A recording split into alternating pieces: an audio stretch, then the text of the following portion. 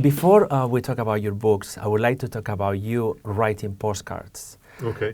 Your friend Lisa Chen, who is a writer based in Brooklyn, Yes. has received over 1,000 postcards from you since the mid-90s. Yes. And I also believe that you grew up exchanging letters with your father. Yes. So what's behind this fascination with postcard writing? My parents separated when I was 8, so I've always been writing to my father. That was kind of our primary relationship was one of Through letters? was one of writing. He was always moving around. His response to sort of the contradictions and difficulties in life was to go somewhere else. Okay. That was his first sort of response to any jam that he got into. And so we were always writing. When I was a kid, he would send me letters from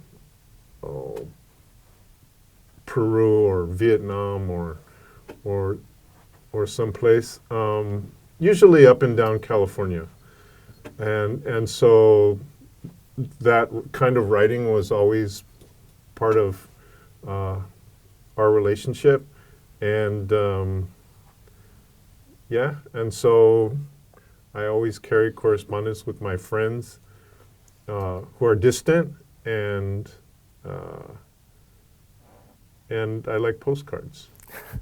The book City of Future has an actual postcard. I think one of the flaps of the Yes, book, that's right. you can cut it out and you can send it as a postcard. Yes. So, yeah, it's sort of inescapable. I mean, it's part of my writing life and my writing practice that I always have a correspondence. I'm always writing, generally to people, as opposed to, I don't do very much journaling. I don't do a diary. Mm-hmm. No, instead, I carry on correspondence with friends. In 1996, you published City Terrace Field Manual. Then in 2005, you published your novel Atomik, Aztex, is that right? Yes, that's right. And then in 2006, a collection of selected poems, American Loneliness. In 2009, World Ball Notebook, who won the American Book Award and the Asian American Literary Award of Poetry. And in 2018, City of Future. To enter your literary world, I would like you to read one poem from the book City Terrace Field Manual, and the title is Araceli. Araceli Cruz was 7 years old and came from El Salvador, where her father died in the Civil War. She was a skinny little thing with a mole on her arm that had hairs sticking out.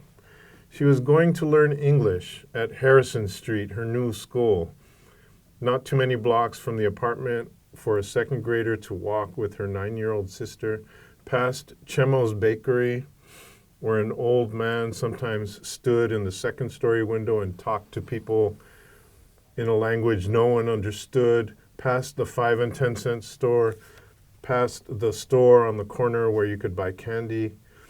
They would have made fun of her at school, called her negra, negrita, but her mother got a new boyfriend and he raped Araceli and her sister.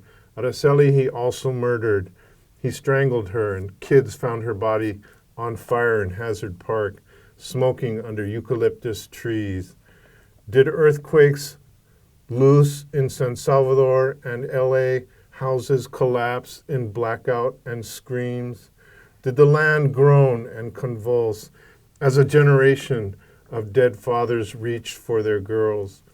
What war is different than this kind of peace?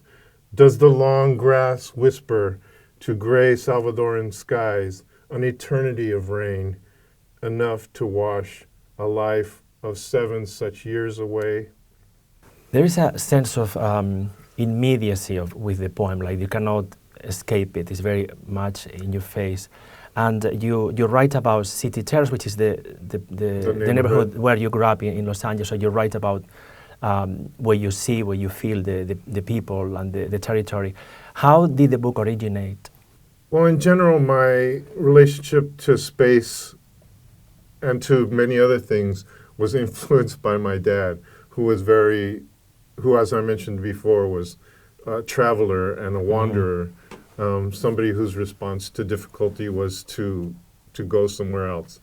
And I decided that in many things in life, that if he went left, I would go right.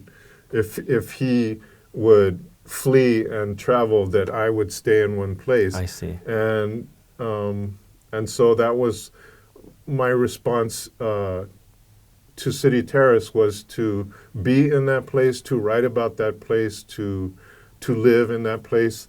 I live only 5 minutes away, maybe 10 minutes away, because I wanted to have a more in-depth, a kind of a more sustained relationship to a community and a place. Did you grow up in a bilingual family, or because there is code switching with Spanish in some of your poems? Yeah. So do you grow up in a bilingual family? Was a bilingual neighborhood, or you having a multilingual family? I guess it's a multilingual family. My father, as I mentioned, was a traveler. His first wife was Italian. He spoke after World War II. He fought in northern Italy. He ended up in Italy. He married his first wife. They separated shortly thereafter. His third wife was Nicaraguan, because he went to Nicaragua. So he spoke several languages. And then my mother is Japanese American. She understood more Japanese than she spoke. But there was always these different mix of languages. And originally I had some difficulty with that, because I wrote a couple first manuscripts only in English, and then I found that when you simplify and edit out your language, you are reducing and kind of erasing part of the essential story that you're telling. And so that's partly responsible for the multilingual character of the work, especially City Terrace, because it is a multilingual community. Was very Jewish and Mexican and Japanese American in the 30s and the 50s. And so yeah, it doesn't just reflect my family history, but also the character of the community. 21 years after the publication of City Terrace film manual, you published City of Future, also with Kaya Press. I think this is a very particular case that you retake territory after 21 years. And the collection has been described as poetry that takes on gentrification, modernization, globalization. And you have said that, in your words, these books are postcards written with Ocotillo and Yucca. The book feels, to me, more experimental than City Terrace. It's more like a collage, it's more diversity. So I would like you to read 2 poems from the book, from City of Future. One is called South Pasadena Postcard, and the other one is Alhambra Postcard. I slid the check under the 1.5-inch thick bulletproof acrylic. I didn't look directly at the bank teller till she asked me if I was really the father of her best friend in 2nd grade. Yes, that's right, I said, looking at her finally, and I asked her about her younger brother and sister. As it happens, her name slipped my mind for the moment. I told her, "You lightened your hair. It used to be dark." "That's right," she said. She asked about my daughter, and we caught up a little as she processed my transaction. We took a while to chat. She still lives on Elm Street. Neither of us mentioned the event that changed their lives and set in motion the events that separated her from my daughter, her mom's death in an SUV rollover in Texas. She said she wished to get in touch with my daughter, and I assured her that I would relay the message. Great to see you, I said. And I didn't say that her mom had been a wonderful person, full of sweetness and laughter. I didn't tell her that now she'd lightened her hair, she'd given herself her mom's color.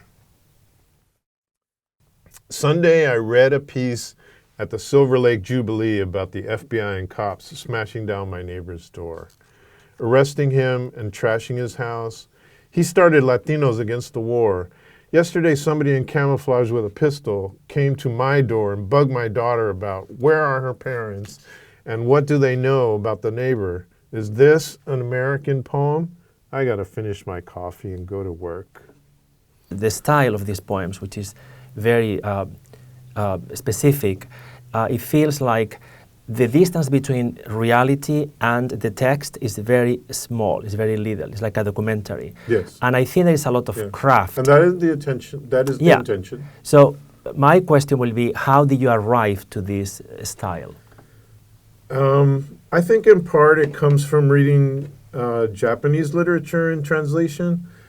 As I mentioned, my mother's Japanese American, and my father, when they first met, they were married in a Zen Buddhist ceremony, and the first church they took us to was a Buddhist church, and so that was sort of somewhere in my background. And then in college, I read a lot of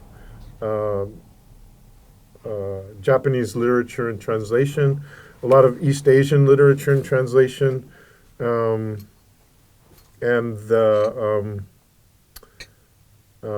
there's a mixed form of prose and poetry.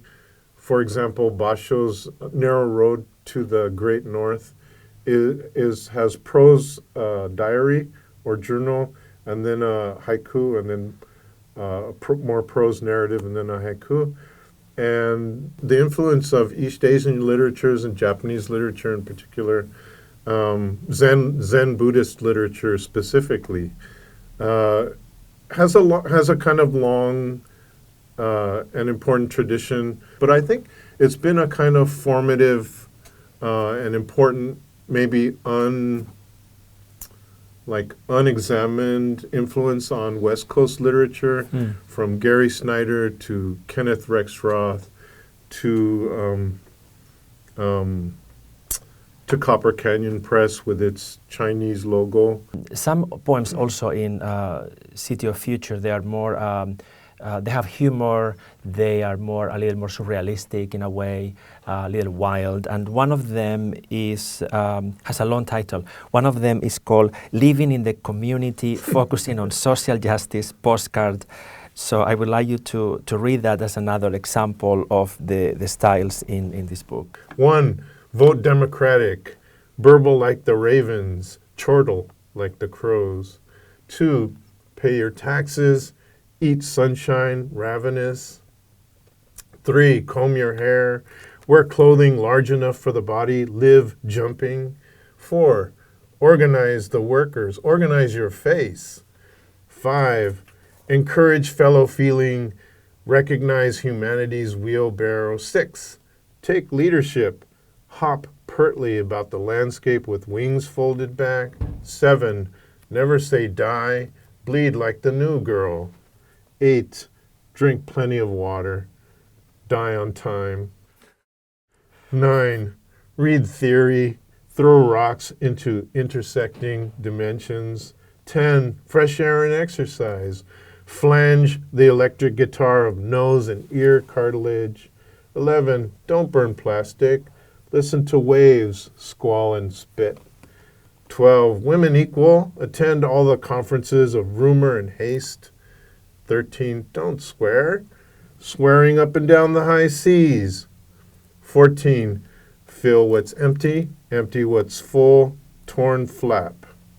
15. Be gentle, spoon the earthquake and tsunami. 16, do your homework, squander squanto.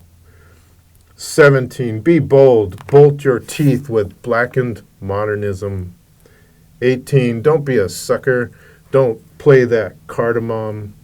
19, drive safe, not on trees in orange light. In 2005 is when you published your novel, and I want to ask you if when you have the material for the novel, you knew from the beginning that it was a novel and not a book of prose poetry. There's some overlap, but definitely the novel had a sort of fixed parameter of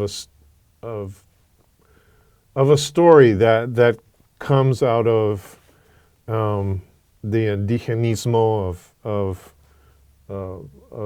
the Chicano movement, and sort of what I saw as the interesting kind of ideological conflicts of the Chicano movement that I grew up with in City Terrace. The Chicano movement was always very important to me because, sort of obviously, groups like ASCO, that I went to school with some of the members of that group, and their presence in City Terrace was pronounced. It was public in that their murals were on the buildings in City Terrace, and I went to school, as I mentioned, with some of them and saw their work. For example, I wanted to mention a mural by Willie Herron called "The Wall That Cracked Open," which is in an alley behind City Terrace Drive. And at that spot, his brother was almost murdered, was stabbed some dozens of times, and left in the alley. At that spot, Willie painted sort of one of the most important Chicano murals of the city. It has a kind of dynamic relationship to the community and to the neighborhood, in that it doesn't just represent or document his brother Johnny's assault, but also the kind of character of violence that was going on citywide at that time, and a kind of visceral community response, and I think that was part of what Atomic Aztecs tries to do. I was trying to find like a section that could be representative of the novel. So there are some lines in the not the first page, but I think it's the second page of the third page. So do you mind reading those lines? Luckily, we Aztecs believe in circular concept of time, cyclical conceptions of the universe where reality infinitely curves back upon itself endlessly. So all that has existed, does exist, and will exist, and so forth into infinity. It's the only POV that makes sense in the end, which is the beginning. Don't worry if you don't get it the first time. It all repeats, as you shall see. This happened to you already, and it will happen to you again in the future. I mean, how else to go fearlessly into battle, vanquish our enemies on a global scale for generations, and offer millions and millions of still beating hearts to the sun, the 6,574 sacred steps to the top of the pyramid of the sun, awash in layers of thick black blood, making the sharp granite steps slippery for the priests. You have described yourself as being mixed, and I'm quoting from an interview that you did with Al Jazeera America. You said, "You are always kind of on the border. You are on the margin. My work plays to Asian Americans and Chicanos. That's the minor leagues. I'm not doing the crossover." That's what you said.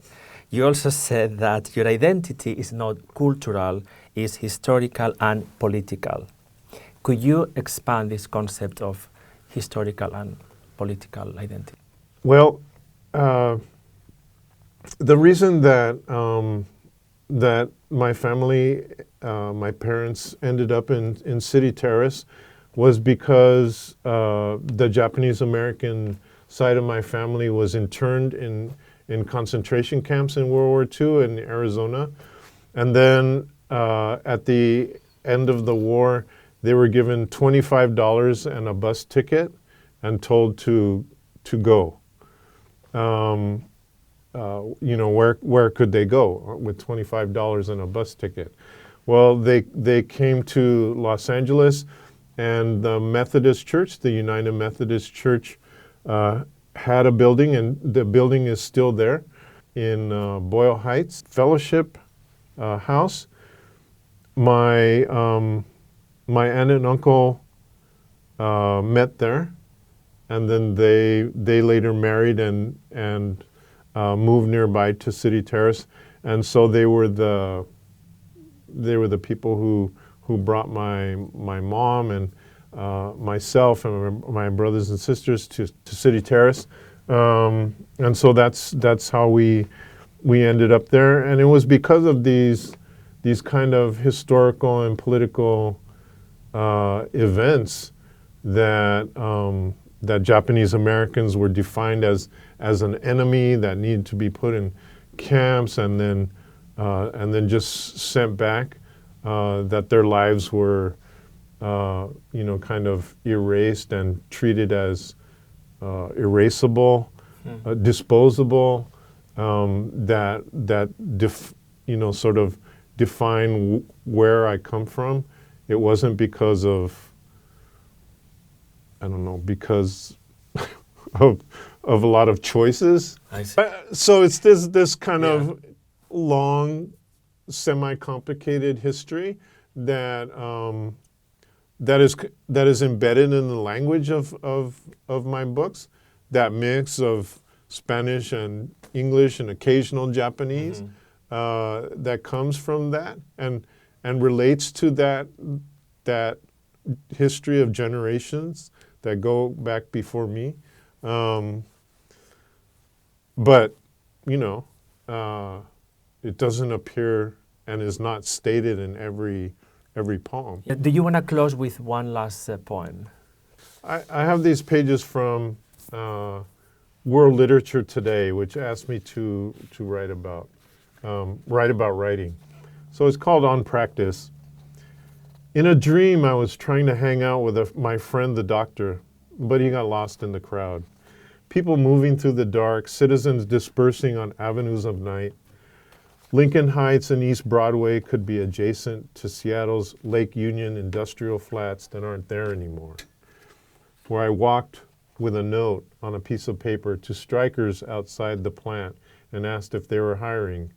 "Yeah, if you want to be a scab, you scab," the guy snarled.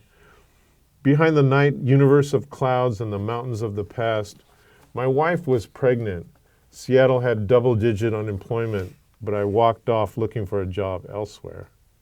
My friend, the doctor, who wasn't a doctor yet, helped out the night the baby was born in a winter storm on the Olympic Peninsula, Hoh River in the flood. The baby was born before midnight in a clinic in a town called Forks. And the sun came out in the morning. As my friend and I woke in the car in the parking lot, a raven eating butter we'd somehow left on the hood, in the crazy rush packing up our tent in the dark, in the Hoh River campground, where Dolores told us her water had broken. Logs boomed together in the roaring surf on Rialto Beach. We'd hiked through the flood and watched tall trees float downriver in ocean waves in the rain. Jimmy graduated from UCLA Med School and worked as a physician for farm workers and the rural poor for 3 decades. And the last time I saw my brother Paul alive was at Jimmy's wife's memorial. The families gathered for the service for Wendy under pines on Jack's Peak. Paul chatted for less than an hour. Then I let him nap in the front seat of my car while Dolores and I took a hike through the forest, overlooking Monterey Bay and that coast undulating south to the Carmel Valley. Paul was exhausted by the afternoon, so I walked him upstairs to his door, and he died that fall in November before Thanksgiving. Sabro and I drove up together and cleaned out his place, and the following year I found a message on the machine from Paul on the landline we'd stopped using, saying, would I give him a call when I got the chance? All right. I worked for 3 decades teaching writing and literature in East LA to kids grades 7 through 12, to college students and adults in public schools and people's houses and colleges, in the downtown public library and community centers. For 7 years, I mentored students in a poetry group started by Ruben Martinez. For 7 years, I was teachers union chairperson, crisscrossing the city doing community organizing and attending coalition meetings.